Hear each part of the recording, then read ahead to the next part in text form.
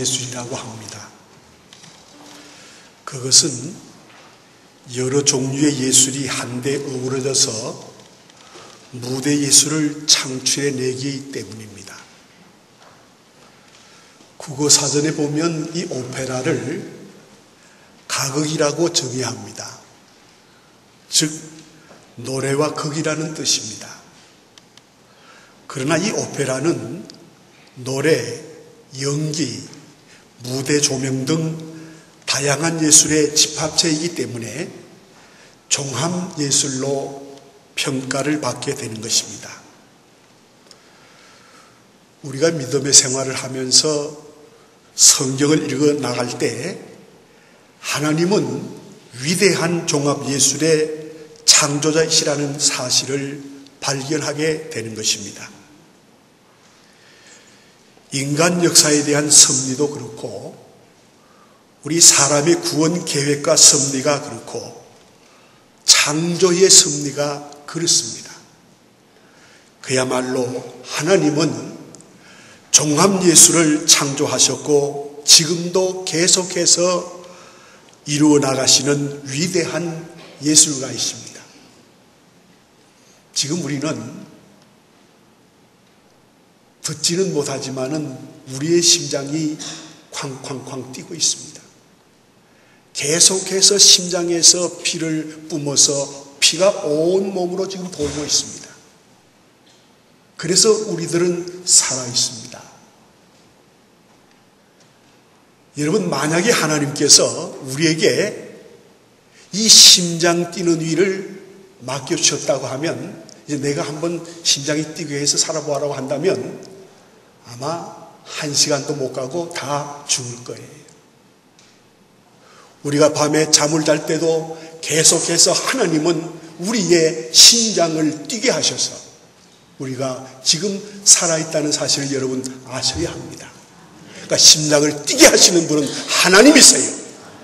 하나님이 뛰게 해주시니까 살고 하나님이 심장을 멈추시면 우리는 죽고 마는 것입니다. 이러한 총체적이고 종합적인 섭리를 바울은 오늘 본문 28절에서 이렇게 말합니다. 우리가 알거니와 하나님을 사랑하는 자 곧 그 뜻대로 부르심을 입은 자들에게는 모든 것이 협력하여 선을 이루느니라고.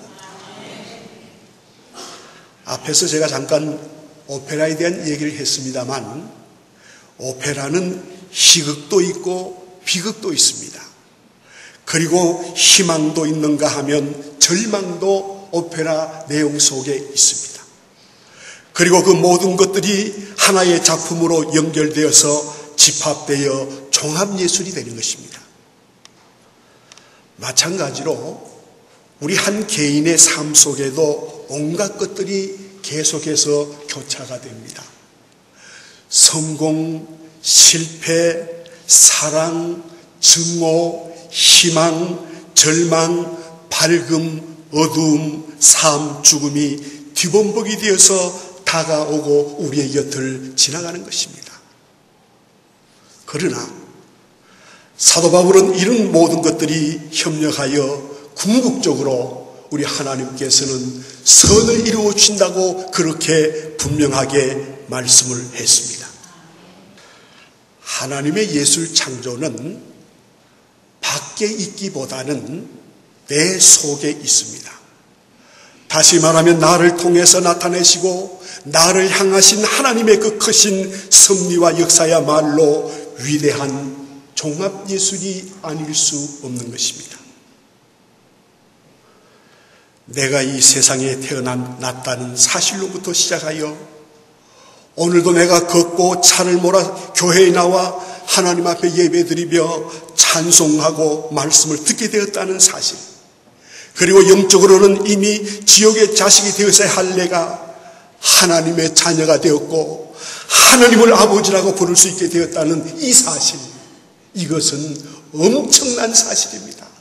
놀라운 사실입니다. 아무리 생각해봐도 내가 어떻게 하나님을 아버지라고 부를 수 있습니까? 우리가 하나님을 아버지라고 부를 수 있는 비결은 내 힘으로, 내가 어떻게 많이 배워서가 되는 것 아니라 하나님께서 수많은 사람들 가운데 내가 너를 지명하여 불렀나니 너는 내 것이라고 하나님의 자녀 삼아주셔서 우리 속에 성령의 감동을 허락하여 주셔서 우리가 하나님을 아버지라 부를 수 있는 겁니다. 여러분, 우리 한번 불러보십시다. 따라하십시다. 하나님. 아버지. 여러분, 아버지라는 말을 아무나 못해요. 길을 가는 남자들에게 아버지하고 말할 수 있어요? 그런데 우리는 신앙생활하며 믿음의 생활하는 그 시간부터 하나님을 나의 아버지라고 믿고 지금까지 그분을 의지하며 달려오고 있지 않습니까? 어디 그뿐입니까? 하나님은 나의 삶 속에 성공과 실패, 건강과 질병, 기쁨과 슬픔, 풍요와 가난, 그리고 평화, 고통이라는 요소들을 그때마다 골고루 그리고 적당하게 배분하시면서 하나님이 원하시는 예술 작품을 빚어가고 계시는 것입니다. 우리가 길든 짧든 인생의 길을 살아가면서 실패도 당하고 고통도 당하고 절망도 당하고 아픔도 당하고 후회하는 쓴뿌리들을 경험하게 됩니다마는, 그러나 오늘 본문은 분명하게 우리에게 교훈합니다. 우리 하나님은 그런 것들을 모두 협력해서 마지막에는 좋게 해주신다는 사실을 여러분 믿으시기를 바랍니다. 여러분, 어떤 부모가 생선을 달라는 자녀에게 뱀을 줄 수 있으며 떡을 달라는 아이에게 돌을 줄 수 있겠느냐고 했습니다. 우리를 사랑하시는 하나님은 우리를 어려운 환경을 통해서, 시련을 통해서, 사건들을 통해서, 아픔을 통해서, 질병을 통해서 그 당하는 순간은 아프고 어렵지만은 그 모든 것을 하나님께서 다 흔들어서 마지막에는 좋게 해주신다는 사실을 여러분 꼭 믿으시기 바랍니다. 그러므로 하나님의 자녀들의 마지막 결론은 해피 엔딩입니다. 하나님은 마지막 철저하게 우리를, 하나님의 자녀들을 행복하게 해 주시는 것입니다. 여러분 믿으십니까? 다시 말하면 위대한 교향곡과 오페라와 세계적인 작품을 만드시려는 하나님의 예술 창조인 것입니다. 그런데 첫째로 문제는 어떤 사람이 하나님의 예술 작품의 소재가 되느냐가 중요한 것입니다. 오늘 본문은 두 가지를 말하고 있습니다. 첫째는 하나님을 사랑하는 자들입니다. 여기서 말하는 사랑하는 자라는 것은 다음과 같은 세 가지 뜻이 있습니다. 하나님을 사랑하는 자, 그 사람은 어떤 사람이냐? 첫째로 하나님께 순종하는 사람입니다.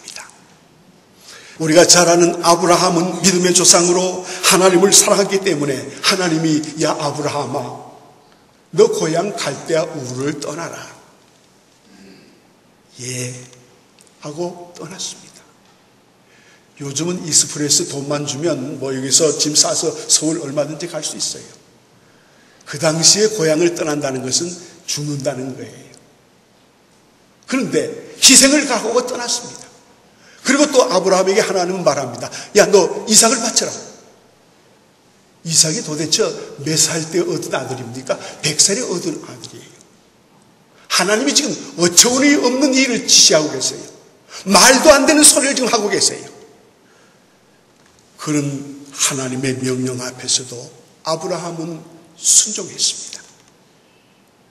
그래서 사무엘 선지자는 말합니다. 순종이 제사보다 낫다고. 여러분, 하나님의 자녀들, 하나님을 사랑하는 자녀들은 순종해야 하는 것입니다. 부모가 자식에게 요구하는 것은 큰 것이 아니에요. 뭐 진수성찬이나 호의호식이 아니고, 부모가 자식에게 원하는 것은 순종입니다. 마찬가지로 하나님을 사랑하는 자식은 순종해야 합니다. 여러분, 하나님 사랑하십니까? 하나님의 말씀 앞에 무조건 순종하시기를 바랍니다. 그러면 순종이 무엇입니까? 도대체 순종이 뭐냐?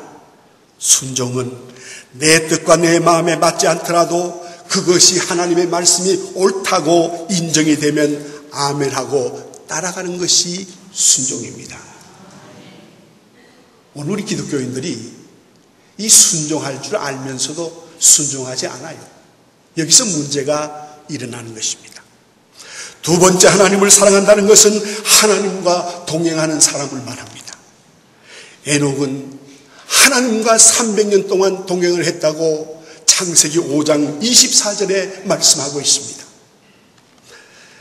아마 에녹에게도 때를 따라서는 하나님께 야단도 맞고 또 하나님께 귀찮은 일도 시켰을 것이고 때로는 이치에 맞지 않는 일들 하나님께서 요구했겠습니다만, 그런데도 불구하고 에녹은 300년 동안 하나님의 곁을 떠나지 않고 동행을 했습니다.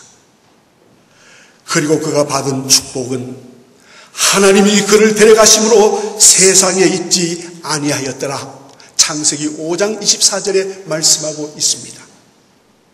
다시 말하면 인류의 최초로 에녹은 죽음을 보지 않고 하늘로 승천했습니다. 에녹의 승천 사건은 하나님을 사랑하는 사람들이라야, 즉 하나님과 동행하는 사람들이라야 승천하며 하나님과 영원히 살 수 있는 사람들입니다. 그리고 이 사건은 괴롭고 귀찮고 마음에 맞지 않는다고 해서 하나님과 동행하기를 거절하는 사람들은 승천의 축복을 받지 못한다는 교훈입니다. 여러분, 잠깐 동안 동행하기는 쉽습니다. 며칠 여행 가서 함께 있는 건 쉽습니다. 그러나 한평생을 그 누구와 동행한다는 것은 결코 쉬운 일이 아니에요. 우리 부부관계도 그렇습니다. 한평생을 죽을 때까지 동행한다는 건 참 어려워요. 그래서 우리나라에도 지금 이혼수가 10명이 결혼한다면 3명이 이혼을 해요. 이 동행한다는 게 참 어렵습니다. 그래서 어떤 때는 자의에 의해서 헤어질 수도 있고 타인이나 어떤 물리적인 힘에 의해서도 헤어질 수가 있습니다. 그런데 더욱이 눈에 보이지 않는 하나님과, 그리고 손에도 잡히지 않는 하나님과 하루 이틀도 아닌 300년을 동행했다는 것은 이 에녹은 우리에게 놀라운 신앙의 표상입니다. 에녹은 300년 동안 하나님과 동행했습니다. 우리가 친구와 오랫동안 동행하려면 자신을 죽여야 하고 양보해야 하고 또 손해볼 각오를 해야 친구들과 동행할 수 있듯이 하나님과 동행하려면 나를 죽이고 하나님의 뜻을 따르려는 결단이 있어야 하는 것입니다. 그래야 동행할 수 있어요. 세 번째, 하나님을 사랑한다는 것은 하나님께 우리의 것을 드리는 것입니다. 우리가 하나님을 사랑한다는 것은 하나님께 드리는 것을 의미합니다. 진정한 사랑의 가치는 받는 때보다 줄 때 그 진가가 더 큰 것입니다. 같은 사랑입니다마는 받는 사랑보다는 주는 사랑이 더 흐뭇하고 아름다운 것입니다. 그리고 여러분, 사랑을 받았으면 주어야 하는 공식을 갖고 있습니다. 사랑은 받았으면 주어야 돼요. 우리가 하나님을 사랑한다는 것은 먼저 우리가 하나님의 그 크신 사랑을 받았기 때문에 내가 드릴 수 있는 것들을 드리려는 지극한 작은 행위의 표현인 것입니다. 그러므로 아까워하는 마음은 사랑하는 마음이 아닙니다. 우리는 이 세상을 살 때 청지기의 마음으로 살아야 합니다. 지금 내가 가진 것 내 것이 아니에요. 하나님이 내가 이 땅에 숨쉬고 살아가는 동안 맡겨주신 거예요. 그런데 착각하고 바들바들 떨고 있어요. 죽을 때 다 못 가져가요. 그러므로 하나님을 사랑한다고 하면 하나님이 필요하게 요긴하겠을 때 우리가 하나님께 드려야 하는 것입니다. 드리는 사랑, 좀 성숙된 신앙이 돼야지요. 맨날 받기만 하면 어떻게 하겠어요? 그러므로 아까워하는 마음은 하나님을 사랑하는 마음이 아닙니다. 여러분, 우리 하나님은 우리를 사랑하셔서 한 분밖에 계시지 않는 독생자 예수 그리스도를 이 땅에 보내주셨습니다. 우리가 하나님을 사랑한다면 그 무엇도 아까울 것이 없습니다. 둘째로 뜻대로 부르심을 입은 사람들이 하나님의 종합 예술의 소재가 될 수 있습니다. 여기서 뜻대로 불렀다는 것은 하나님의 마음대로 불렀다는 말씀입니다. 이것은 바울은 본래 오늘 본문 29절에서 30절에 이렇게 말합니다. 하나님이 일방적으로 미래하시고 정하시고 우리를 불러주셨다고. 하나님의 창조 예술의 소재를 만들려고, 우리 모두 한 사람 한 사람은 모두 다 하나님의 창조 예술의 소재가 되기 위해서 하나님께서 저와 여러분을 택하여서 불러주셔서 하나님의 자녀로 삼아주신 것을 믿으십니까? 그러므로 하나님의 나라에 여러분 주역이 되시기를 바랍니다. 사랑하고 소중한 것은 항상 곁에 두는 것입니다. 필요한 것은, 가장 필요한 사람은 하나님 곁에 있고 항상 곁에 있고 함께 있는 것입니다. 물건도 항상 필요하고 소중한 것은 우리의 몸에 지니고 다닙니다. 마찬가지로 우리를 부르시는 하나님의 뜻은 우리를 사랑하시고 필요하시고 소중히 여기시기 때문에 늘 곁에 주시기를 위하여 우리를 부르신 것입니다. 그리고 늘 곁에 두시고 우리를 위대한 오페라 예술의 주역으로 삼으려는 것입니다. 인간의 삶의 과정 속에 가장 슬픈 사건이 뭔 줄 아십니까? 죽음입니다. 이 죽음의 경우도 부정적으로 들여다보면 이것이 이별이요, 슬픔이요, 절망입니다. 여러분, 사랑하는 가족이 죽었을 때 절망이 다가와요. 말할 수 없는 슬픔이 다가와요. 이별이 다가와요. 그러나 이것을 궁극적으로 보면 하나님이 곁에 두시려는 사랑의 승리가 되는 것입니다. 두 번째, 오늘 본문은 말합니다. 모든 것이 협력하여 선을 이루게 되는 것은 하나님의 종합예술이라고.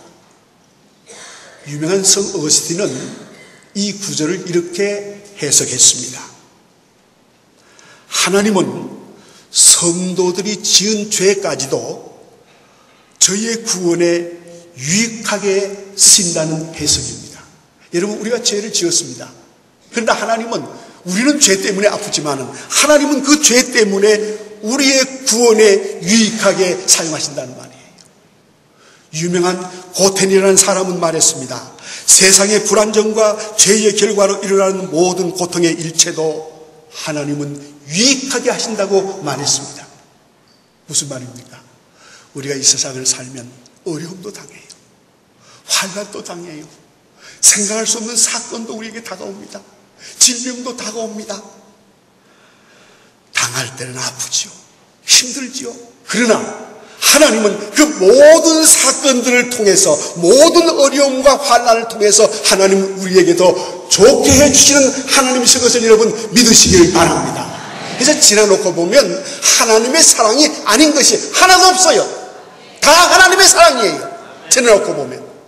믿으십니까? 어려움을 당할 때는 죽을 것 같고, 암병이 걸려서는 난 죽을 것 같았지만은, 그러나 지나놓고 보면 하나님이 낫게 해주셨고, 하나님이 모든 것을 협력해서 더 하나님과 가까이 가게 하는 그런 귀한 기회를 하나님이 허락해 주신 거예요. 유익을 주신 거예요. 우리가 잘 아는 요셉은 하나님을 사랑하는 사람이었습니다. 하나님께서도 요셉을 사랑하셨습니다. 그러나 형들의 시기로 깊은 웅덩이에 빠지게 되었고, 어린 나이에 애굽으로 팔려가게 되었고, 그리고 거기서 종이 되었고, 그러다가 청년기에 들어서서 어떻게 되었습니까? 억울한 누명을 쓰고 감옥에 들어가게 되었습니다. 얼마나 요셉은 많은 어려움을 당했습니까? 그러나 그것은 하나님이 만드신 오페라의 주역으로 하나님 요셉을 사용하셨어요. 그는 약간 30대에 애굽의 국무총리가 되었습니다. 그것은 하나님이 펼치신 위대한 예술 작품이었고 드라마였습니다. 얼마나 멋있는 드라마입니까? 그러나 그 반대의 경우도 있습니다. 사울은 이스라엘 왕국의 초대 왕이었습니다. 그는 화려하게 역사의 무대에 올라 서막을 장식한 사람입니다. 그러나 2막과 3막으로 넘어가면서 그는 비극의 주인공으로 처참하게 몰락하고 말았습니다. 그러다가 결국은 블레셋과의 전투에서 패전하고 사울의 군대는 길보아 산에서 전멸되는가 하면 그의 아들 요나단과 아비나답과 말기수아는 적의 칼에 찔려서 한날에 세 아들이 그 자리에서 죽었습니다. 그리고 사울은 적이 쏜 화살에 맞아서 중상을 입고 신음을 하다가 자기 스스로 자기를 해서 생명을 끊고 말았어요. 비참하게 사울은 그의 일생이, 그의 가문이, 왕가가 무너지고 말았습니다. 사울이 그렇게 된 이유가 뭔 줄 아십니까? 하나님을 거역하였고 하나님께 불순종했고 욕심과 편견과 시기심과 정권력에 빠졌기 때문입니다. 성도 여러분, 내가 지금 겪고 있는 고통이나 실패가 절망이나 질병이 문제인 것이 아니라 내가 얼마나 지금 하나님을 사랑하고 있느냐가 문제인 것입니다. 나에게 다가오는 모든 어려움이 문제가 아닙니다. 더 큰 문제는 내가 신앙인으로서, 믿음의 사람으로서 하나님을 믿는다고 하면서 하나님을 사랑하고 있느냐가 문제인 거예요. 여러분, 하나님 사랑하십니까? 그러면 우리의 모든 문제는 다 하나님이 책임져 주시는 거예요. 그래서 우리가 하나님을 믿는 거예요. 여러분, 하나님 사랑하시길 바랍니다. 문제는 다 해결됩니다. 반대로 하나님 사랑하지 않으면 계속 문제는 우리 위에 있게 되는 겁니다.